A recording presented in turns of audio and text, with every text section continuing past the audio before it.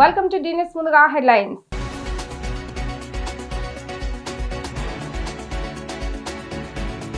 డెబ్బై 72 అడుగుల మహాగణపతిని దర్శించుకున్న సీఎం చంద్రబాబు నాయుడు రాష్ట్ర అభివృద్ధికి ఎలాంటి ఆటంకాలు రాకుండా చూడాలని స్వామివారిని కోరుకున్నట్లుగా వెల్లడి.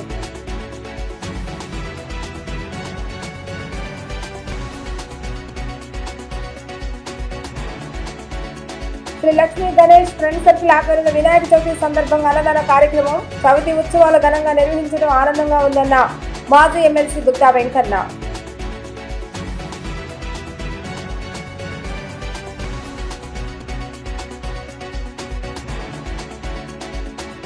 అమ్మాపురం ఏర్పాటు చేసిన జై అకాడమీ స్లోగన్ను ప్రారంభించిన ఎమ్మెల్యే బొండాబుమ్మ, క్రీడారంగంలో యువతకు మెరుగైన అవకాశాలు కల్పించేందుకు ఈ అకాడమీ ఉపయోగపడుతుందని స్పష్టం. విఘ్నేశ్వరుని దివ్య ఆశీస్సులతో రాష్ట్ర ప్రజలంతా సుఖ సంతోషాలతో రాష్ట్రం సుభిక్షంగా ఉండాలని ముఖ్యమంత్రి నారా చంద్రబాబు నాయుడు ఆకాంక్షించారు. ఏపీ అభివృద్ధికి ఎలాంటి ఆటంకాలు రాకుండా చూడాలని గణనాథుని ప్రార్థించాలని చెప్పారు. విజయవాడ సితారా సెంటర్లో డుండి గణేష సేవా సమితి ఆధ్వర్యంలో ఏర్పాటు చేసిన 72 అడుగుల మహాగణపతిని ముఖ్యమంత్రి నారా చంద్రబాబు నాయుడు దర్శించుకుని ప్రత్యేక పూజా కార్యక్రమాలు నిర్వహించారు. ఈ సందర్భంగా చంద్రబాబు నాయుడు మాట్లాడుతూ దేశంలో ప్రజలంతా ఘనంగా జరుపుకునే అతిపెద్ద పండుగ వినాయక చవితి అని అన్నారు. గణేష్ చతుర్థి అంటే తనకు చాలా ఇష్టమని, చిన్నతనం నుంచి ఈ పండుగను బాగా చేసుకునే వాళ్ళమని అన్నారు. డుండి గణేష్ సేవా సమితి నిర్వహించినట్టే తాము ఉత్సవాలను ఘనంగా నిర్వహించేవారమని సీఎం అన్నారు. గత ప్రభుత్వంలో గణేష్ ఉత్సవాలు చేసుకోవాలంటే అన్ని విఘ్నాలే. పండుగ చేసుకోవాలన్నా, మైక్ పెట్టాలన్నా 1,00,000 ఆంక్షలు పెట్టారు. ప్రతిదానికి అనుమతులు తీసుకోవాలని ఇబ్బందులు పెట్టారు. కానీ మా ప్రజా ప్రభుత్వం అలాంటి ఇబ్బంది లేకుండా గణేష్ మండపాలకు ఉచిత విద్యుత్తును అందజేస్తున్నాం. దీనివల్ల ప్రభుత్వంపై 30 కోట్ల రూపాయల భారం పడుతుంది. అయినప్పటికీ భక్తుల సౌలభ్యం కోసం ఉచిత విద్యుత్ అందజేస్తున్నామని చెప్పారు. దేశంలో ఎక్కడా లేని అభివృద్ధి, సంక్షేమం మన రాష్ట్రంలో జరుగుతున్నాయి. సూపర్ 6ను సూపర్ హిట్ చేసి వాడవాడలా బ్రహ్మాండంగా గణేష్ ఉత్సవాలు జరుపుకుంటున్నాం. ప్రతి నెల 3వ శనివారం స్వచ్ఛంద కార్యక్రమానికి శ్రీకారం చుట్టాం. వ్యర్థాల నిర్వహణ వ్యవస్థను పటిష్టపరిచేలాగా సర్క్యులర్ ఎకానమీ తీసుకొచ్చాం. వనదేవుడి ఆశీస్సులతో వర్షాలు పుష్కలంగా పడి అన్ని జలాశయాలు పుష్కలంగా నీళ్లు ఉన్నాయి. త్వరలో గోదావరి పుష్కరాలు రానున్నాయి. గత ఏడాది వచ్చిన బుడమేరు వరదను సమర్థవంతంగా ఎదుర్కొని ప్రజలను ఆదుకున్నాం. బుడమేరు వరద రాకుండా శాశ్వత చర్యలు తీసుకుంటున్నాం. 72 అడుగుల అతిపెద్ద మట్టి గణపతిని ఏర్పాటు చేసిన డుండి సేవా సమితి సభ్యులను మనస్ఫూర్తిగా అభినందిస్తున్నాను. విగ్రహం ఏర్పాటుకు సహకరించిన ప్రతి ఒక్కరికి ధన్యవాదాలు తెలియజేస్తున్నా. ఇలాంటి మంచి కార్యక్రమం నిర్వహించడం చాలా ఆనందకరమని ఈ సందర్భంగా నారా చంద్రబాబు నాయుడు పేర్కొన్నారు.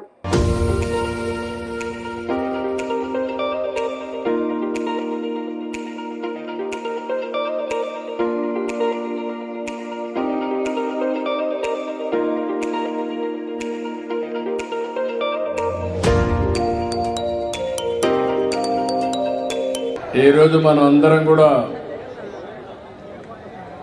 ఒక మంచి కార్యక్రమం, గణేష్ సేవా సమితి, అది కూడా డుండి గణేష్ సేవా సమితి అయితే ఒక బ్రహ్మాండమైన వినాయకుడిని వినూత్నంగా తయారు చేశారు. కమిటీ మెంబర్స్ 9 మంది ఉన్నారు. 9 మందిని పేరు పేరున మనస్ఫూర్తిగా అభినందిస్తున్నా. ఇక్కడికి వచ్చిన మీ అందరికి కూడా వినాయక చవితి శుభాకాంక్షలు. మనమందరం వినాయక చవితి జరుపుకుంటాం. నాకు చిన్నప్పటి నుంచి కూడా వినాయక చవితి జరుపుకోవడం అలవాటే కాదు, నేను మీ మాదిరిగానే చిన్నప్పుడు వినాయక చవితి అంటే ఒక పెద్ద పండుగగా, దానికి ఇప్పుడు ఏదైతే డుండి గణేష్ సేవా సమితి ఎట్లా నిర్వహిస్తున్నారో ఇదే పందాలో మేము కూడా నిర్వహించేవాళ్ళం అని చెప్పి మరొకసారి మీ అందరికీ విజ్ఞప్తి చేస్తున్నా.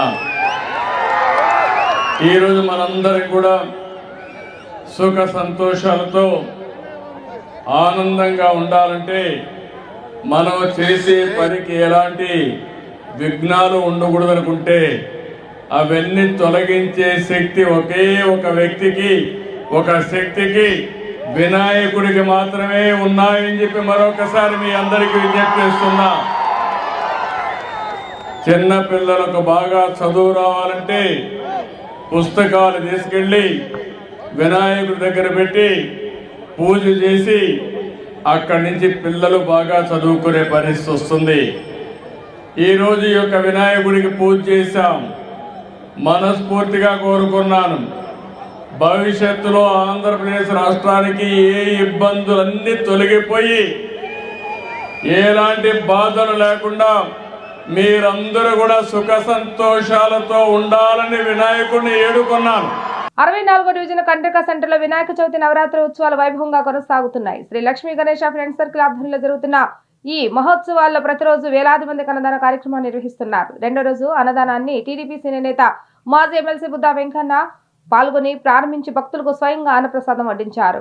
64వ డివిజన్ కండ్రిక సెంటర్లో శ్రీ లక్ష్మీ గణేష్ ఫ్రెండ్స్ సర్కిల్ ఆధ్వర్యంలో శ్రీ సిద్ధి బుద్ధి సమేత శ్రీ వరసిద్ధి వినాయక స్వామివారి చవితి నవరాత్రి ఉత్సవాలు భక్తి శ్రద్ధల మధ్య ఘనంగా కొనసాగుతున్నాయి. ఉత్సవాలలో భాగంగా ప్రతిరోజు మహా అన్నదాన కార్యక్రమాన్ని నిర్వాహకులు చేపడుతున్నారు. గురువారం జరిగిన రెండవ రోజు అన్నదాన కార్యక్రమాన్ని టీడీపీ సీనియర్ నేత మాజీ ఎమ్మెల్సీ బుద్దా వెంకన్న కమిటీ సభ్యులతో కలిసి ప్రారంభించారు. అనంతరం స్వయంగా భక్తులకు అన్నప్రసాదాన్ని వడ్డించారు. తర్వాత స్వామివారికి ప్రత్యేక పూజలు నిర్వహించారు. ఈ సందర్భంగా బుద్దా వెంకన్న మాట్లాడుతూ వినాయక చవితి ఉత్సవాలతో పాటు ప్రతిరోజు అన్నదాన కార్యక్రమాన్ని నిర్వహించడం నిజంగా అభినందనీయమని అన్నారు. దేవుడి ప్రసాదం స్వీకరించేందుకు ప్రతిరోజు వేలాది మంది భక్తులు తరలి వస్తున్నారని, వారికి ఎటువంటి ఇబ్బందులు కలగకుండా కమిటీ సభ్యులు ప్రత్యేక ఏర్పాట్లు చేస్తారని తెలిపారు. స్వామి కృపా కటాక్షాలు అందరిపైన ఎల్లప్పుడూ ఉండాలని ఆయన ఆకాంక్షించారు. కార్యక్రమ ఆర్గనైజర్ కాకొల్లు రవికుమార్ మాట్లాడుతూ గత 15 ఏళ్లుగా శ్రీ లక్ష్మీ గణేష ఫ్రెండ్స్ సర్కిల్ ఆధ్వర్యంలో వినాయక నవరాత్రి మహోత్సవాలు ఘనంగా నిర్వహిస్తున్నామని అన్నారు.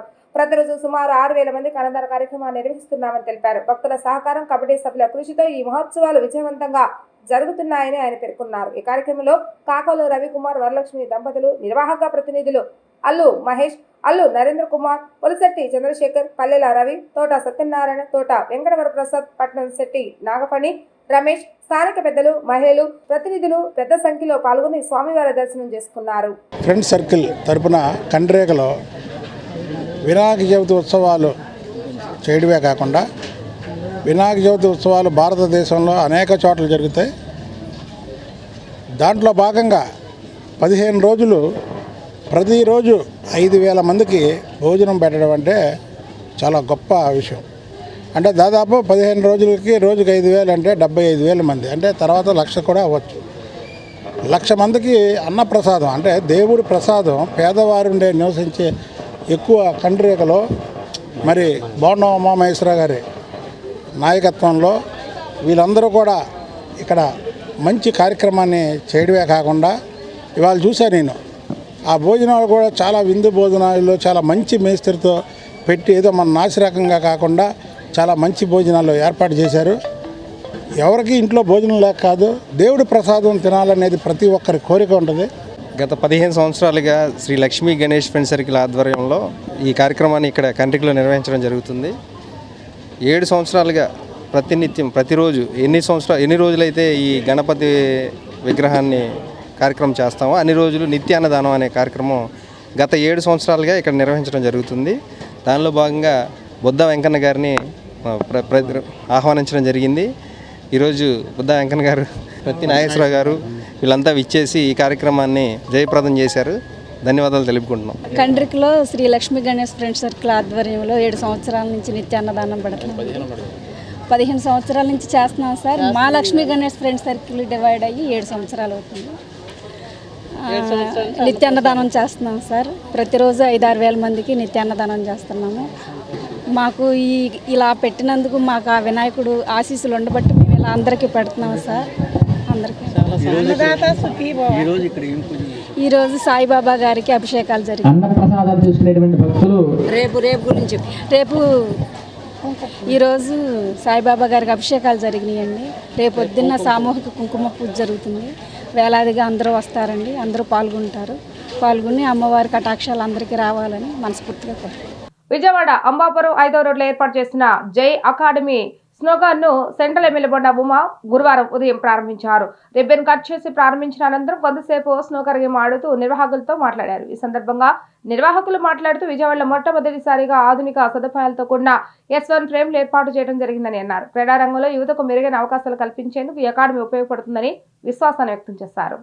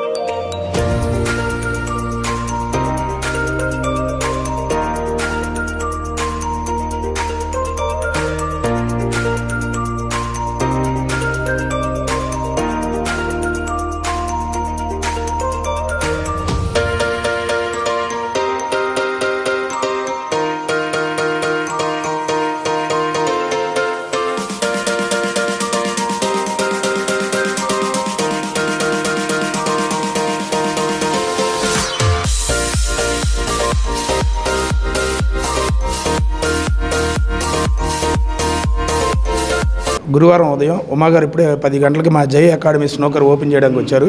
ఈ స్నోకర్లో ఉన్న ప్రత్యేకత ఏంటంటే మన విజయవాడలో ఫస్ట్ టైం నేషనల్ ఫ్రేమ్స్ తెప్పించాం. ఈ బ్రాండ్ నేమ్ వచ్చి శర్మ S1. శర్మ S1 అనేది ఓన్లీ ఢిల్లీలోనే అవైలబుల్ ఉంటుంది. దాన్ని ఫస్ట్ టైం మన విజయవాడ ప్రజలకు అందించాలని దృక్పథంతో మేము ఫస్ట్ టైం శర్మ S1 ఫ్రేమ్లు తెప్పించి ఇలా అకాడమీ అనేది స్టార్ట్ చేసాం. ఇది మన పైపుల్ రోడ్డు దగ్గరలో ఉన్న అమ్మాపురం 5వ లైన్ స్టార్టింగ్లో ఉంటుంది. పొద్దున వచ్చి ఉమాగారు ఓపెన్ చేసిన వాళ్ళకి చాలా సంతోషంగా ఉంది. ట్రైనింగ్ అనేది మార్నింగ్ పూట 6 to 8 అండి. ఈవినింగ్ అనేది వాళ్ళ టైమింగ్ బట్టి మేము చూస్తాం. దాన్ని బట్టి ట్రైనర్ డిసైడ్ చేస్తారు ప్యాకేజ్ అనేది అప్పుడున్న దాన్ని బట్టి. ఎన్టీఆర్ జిల్లా ఎగువ ప్రాంతాల్లో భారీగా కురుస్తున్న వర్షాల కారణంగా కృష్ణానదికి వరద తీవ్రత పెరిగింది. ఇప్పటికే 4,05,790 క్యూసెక్ల నీరు ప్రకాశం బ్యారేజీలోకి చేరుతుందని ఎన్టీఆర్ జిల్లా కలెక్టర్ లక్ష్మీ షా చెప్పారు. ప్రకాశం బ్యారేజీ 66 గేట్ల ఎత్తి నీటిని విడుదల చేశామని పేర్కొన్నారు.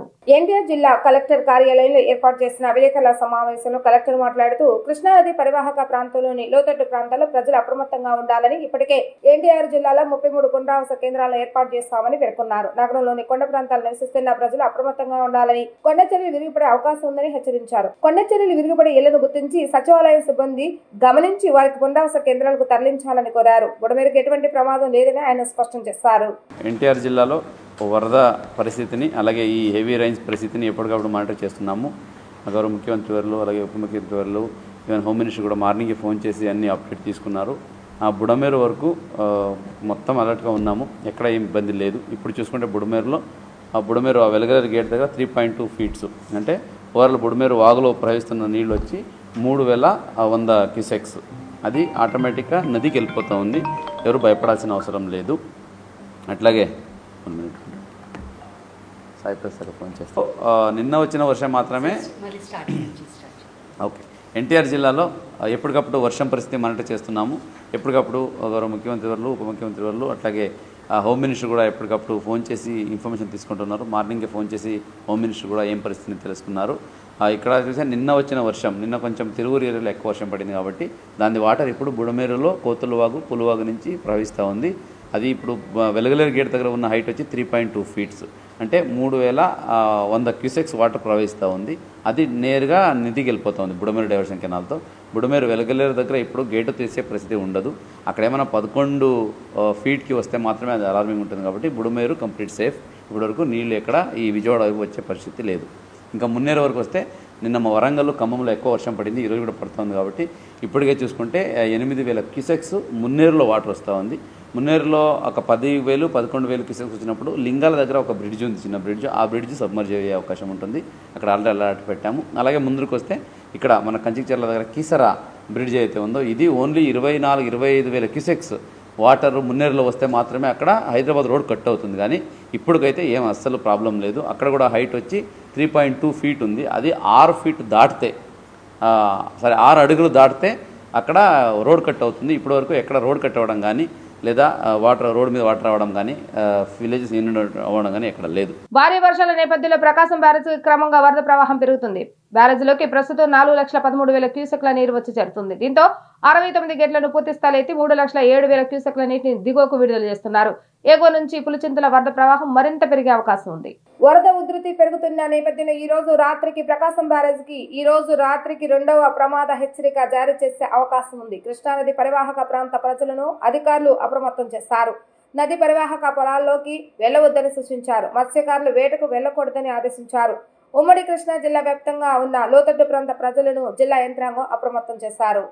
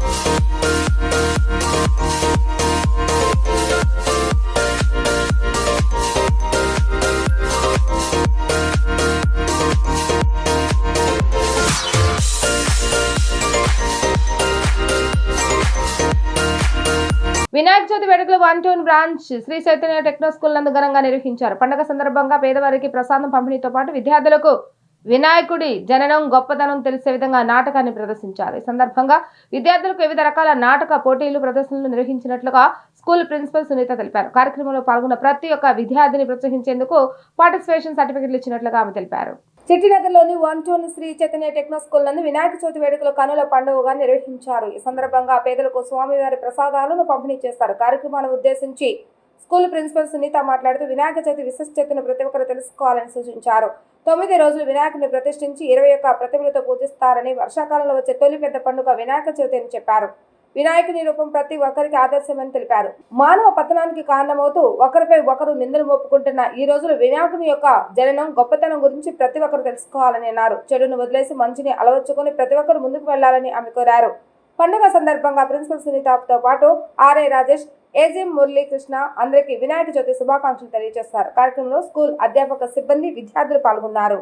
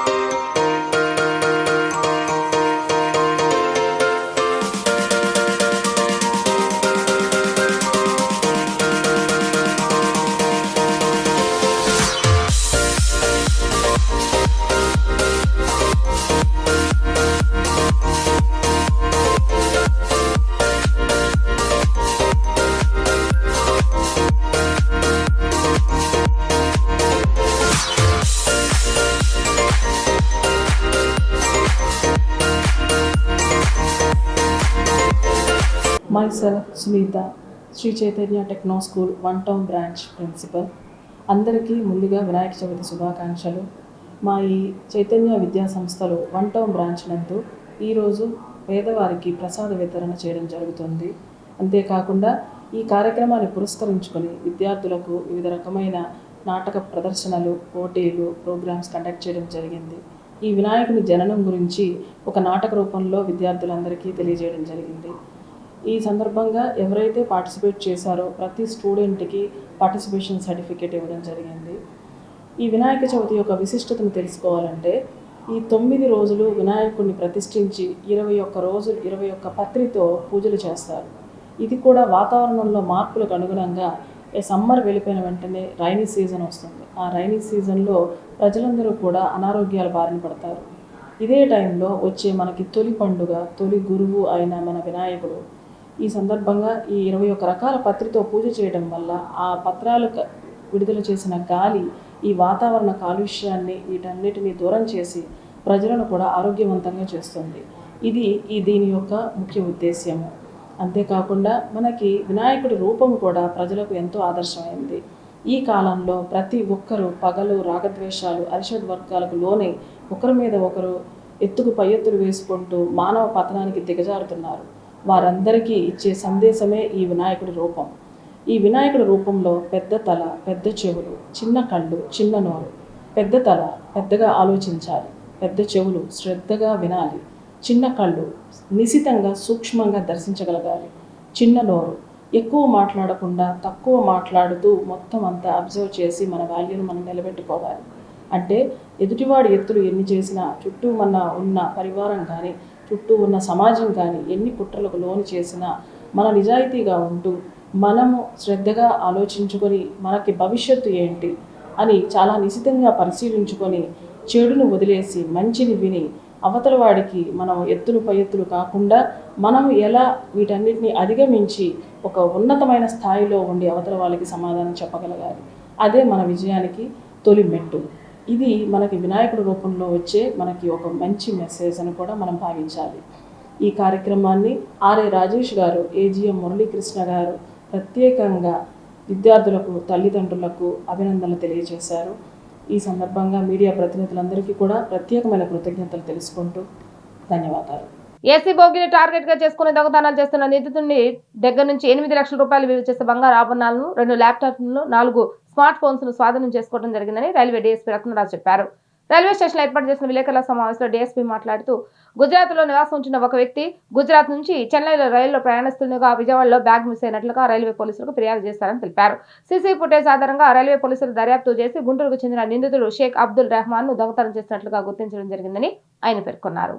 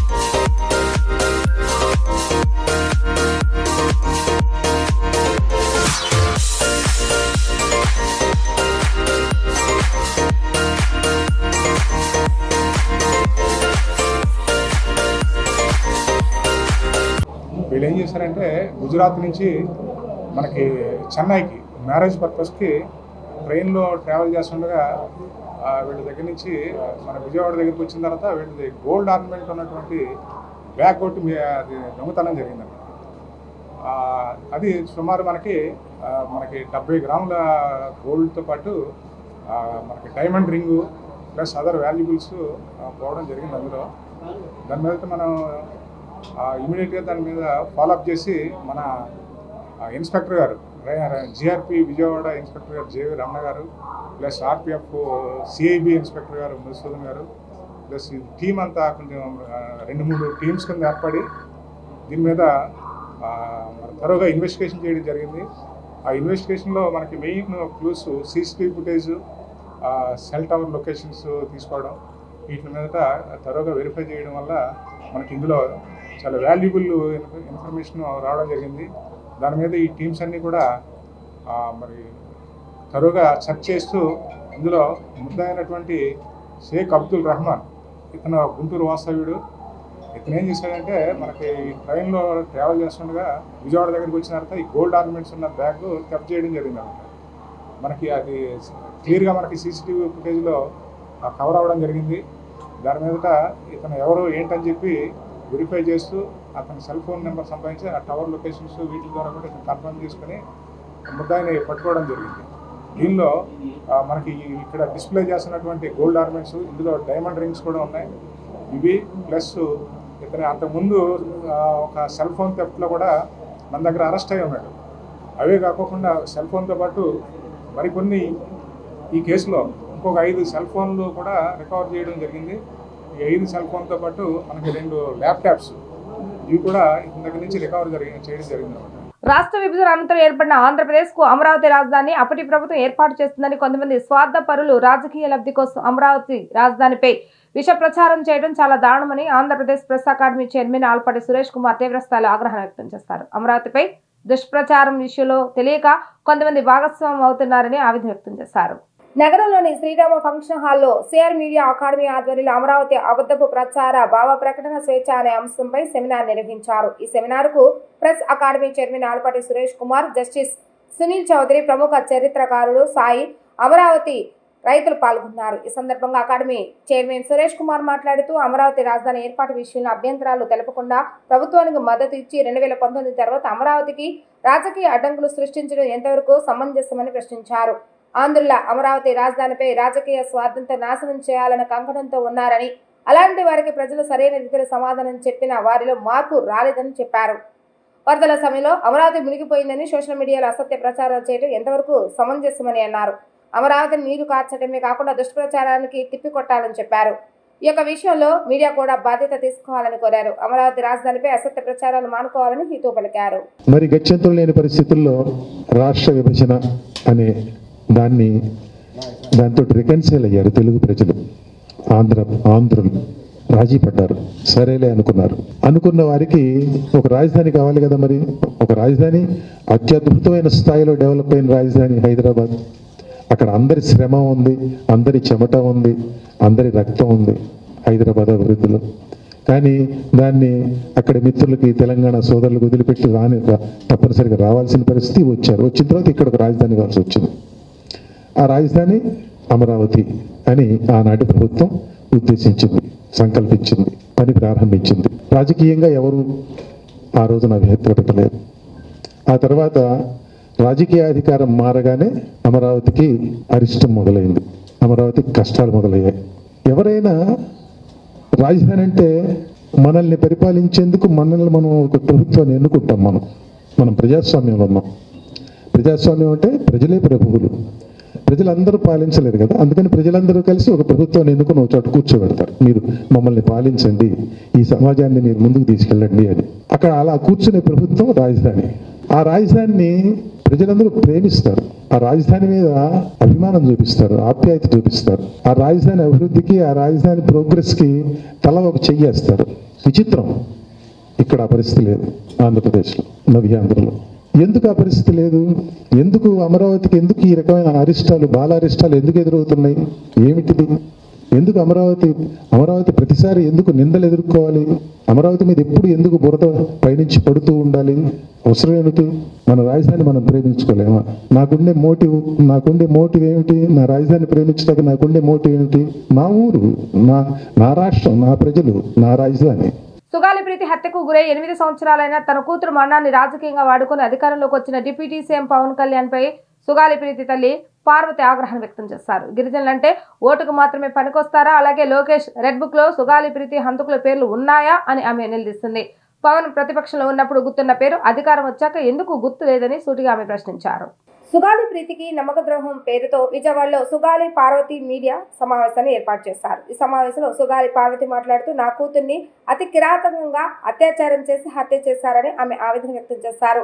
8 సంవత్సరాలుగా న్యాయం కోసం పోరాటం చేస్తున్నాను, న్యాయం చేస్తామని హామీ ఇచ్చి ఇప్పుడు ఉప ముఖ్యమంత్రి అయిన తర్వాత ఈ కేసును పవన్ కళ్యాణ్ గాలికి వదిలేశారని మండిపడ్డారు. ప్రభుత్వం వచ్చి 14 నెలలు అయినా ఒక్క మాట కూడా మాట్లాడలేదని ఆమె ఆవేదన వ్యక్తం చేశారు.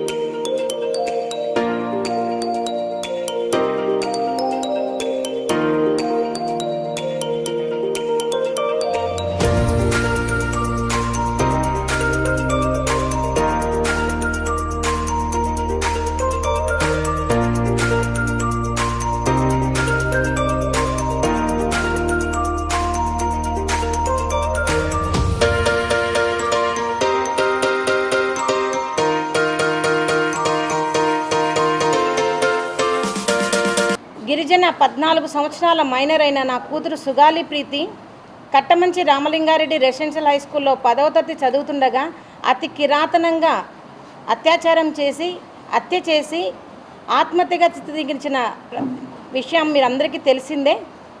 ఆ విషయంకై నేటి వరకు 8 సంవత్సరాలుగా ఒక కుంటిదాన్నైన నేను పోరాటం చేస్తూనే ఉన్నాను. మరి ఇప్పటికీ కూడా న్యాయం అనేది ఏ క్వశ్చన జరగడం లేదు. మరి పవన్ కళ్యాణ్ గారు ప్రతిపక్షంలో ఉన్నప్పుడు సుగాలి ప్రీతి కేసుకి నేను న్యాయం చేస్తాను, సుగాలి ప్రీతి కేసు తల్లిదండ్రులతోనే మేము ఉంటాము అని అండగా ఇచ్చి మాట ఇచ్చి ఇప్పుడు డిప్యూటీ సీఎం అయిన తర్వాత మరి సుగాలి ప్రీతి కేసుని గాలికి వదిలేసిన విషయం కూడా మీకు అందరికీ తెలియజేస్తూ ఉన్నాను. మరి ప్రతిపక్షంలో ఉన్నప్పుడు అంతగా మాకు అండగా ఇచ్చిన మరి జనసేనాని గారు మరి ఈరోజు ఎందుకు సుగాలి ప్రీతి కేసు గురించి పట్టించుకోవడం లేదో ఈ మీడియా తరఫున నేను ప్రశ్నిస్తాను అన్నగారిని. అన్న, మీరే మాకు మాట ఇచ్చారు, ఖచ్చితంగా కూటమి ప్రభుత్వం వస్తుంది, ప్రభుత్వం వచ్చిన ఫస్ట్ సంతకమే సుగాలి ప్రీతి కేసు అన్నారు. మరి మీరు వచ్చి కూడా అధికారంలోకి 14 నెలలు పూర్తి అయినా కూడా ఇప్పటి వరకు కూడా సుగాలి ప్రీతి కేసులో ఏ విషయం కూడా ముందుకు సాగలేదు. న్యాయ పోరాటము, ప్రీతిబాయి కుటుంబానికి న్యాయం జరగాలి, అలాగే ప్రీతిబాయి లాంటి ఆడబిడ్డలకు రక్షణ, ప్రాణరక్షణ కావాలి అని అర్థించటానికి లేకపోతే ప్రాధాయపడటానికి అడుగుతున్నామే తప్ప ఒకప్పుడు పవన్ కళ్యాణ్ గారు ప్రభుత్వంలో ఒక పదవిలో లేనప్పుడు కర్నూలుకు వచ్చి హామీలు ఇచ్చి నేనుంటాను, మొట్టమొదట నేను ప్రీతిబాయి కుటుంబానికి న్యాయం చేస్తాను, ప్రీతిబాయి లాంటి అమ్మాయిలందరికీ నేను న్యాయం చేస్తానని హామీ ఇచ్చి తల్లిదండ్రులను ఓదార్చిపోయినావు. కరెక్ట్, మేము కాదనలేదు, కానీ ఇప్పుడు ఆ హామీలు ఏమైనాయి? నాయకులు రాష్ట్ర డిప్యూటీ సీఎం పవన్ కళ్యాణ్ గారు మరి ఆ రోజు సుగాలి ప్రీతి విషయాన్ని కర్నూలు వెళ్ళి వారి తల్లిదండ్రులకు వివరించి చెప్పి మీకు నేను తప్పకుండా న్యాయం చేస్తాను అనేటువంటి హామీ ఇచ్చి రావడం జరిగింది. అయితే ఎందుకని న్యాయం చేయలేకపోతున్నారు అనేటువంటిది అర్థం కానటువంటి విషయం.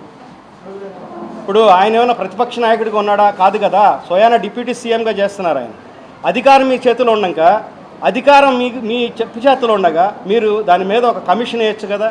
నందిగామ మండలం దాములూరు కోడలి వద్ద ఉన్న వైరా కట్టలేరు వాగుకు వరద ఉధృతి పెరుగుతుంది. దీంతో నందిగామ వీరలపాడు మండలాల మధ్య రాకపోకలు నిలిచిపోయాయి. అధికారులు తగు జాగ్రత్తలు తీసుకుంటున్నారు. వరద ఇంకా కొనసాగుతున్నందున ప్రజలెవరూ చేపలు పట్టడం కానీ ఈత కొట్టడం కానీ చేయొద్దని అధికారులు సూచించారు.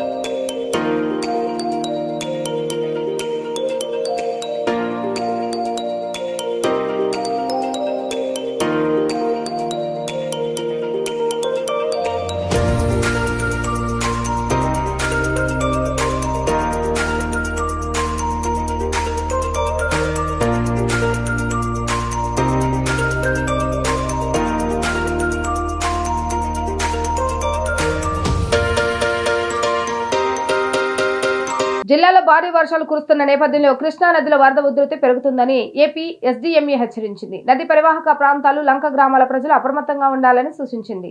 వినాయక నిమజ్జనంలో జాగ్రత్తలు పాటించాలని కోరింది. ప్రకాశం బ్యారేజ్ వద్ద ఇన్ఫ్లో అవుట్లో 3.62 లక్షల క్యూసెక్కులుగా ఉందని, మధ్యాహ్నానికి మొదటి ప్రమాద హెచ్చరిక జారీ చేసే అవకాశం ఉందని ఏపీ ఎస్డీఎంఏ ఎక్స్ ఖాతాలు వెల్లడించింది.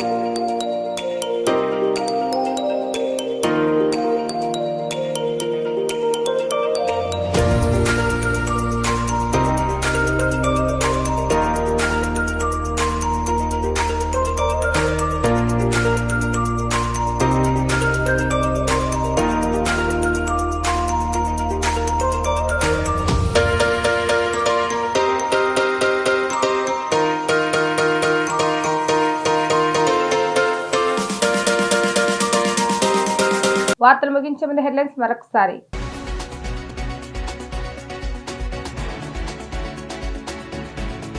డెబ్బై 72 అడుగుల మహాగణపతిని దర్శించుకున్న సీఎం చంద్రబాబు నాయుడు రాష్ట్ర అభివృద్ధికి ఎలాంటి ఆటంకాలు రాకుండా చూడాలని స్వామివారిని కోరుకున్నట్లుగా వెల్లడి.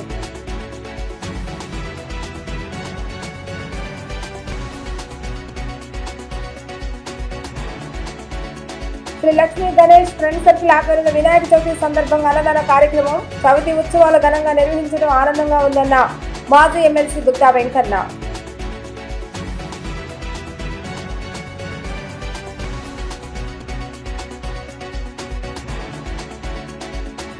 అమ్మాపురం ఏర్పాటు చేసిన జై అకాడమీ స్లోగన్ను ప్రారంభించిన ఎమ్మెల్యే బొండా ఉమ, క్రీడారంగంలో యువతకు మెరుగైన అవకాశాలు కల్పించేందుకు ఈ అకాడమీ ఉపయోగపడుతుందని స్పష్టం. ఇవి ఈరోజు వార్తా విశేషాలు. మరలా తిరిగి ప్రస్తుతం వార్తలు మళ్ళీ కలుద్దాం. అంతవరకు సెలవు, నమస్కారం.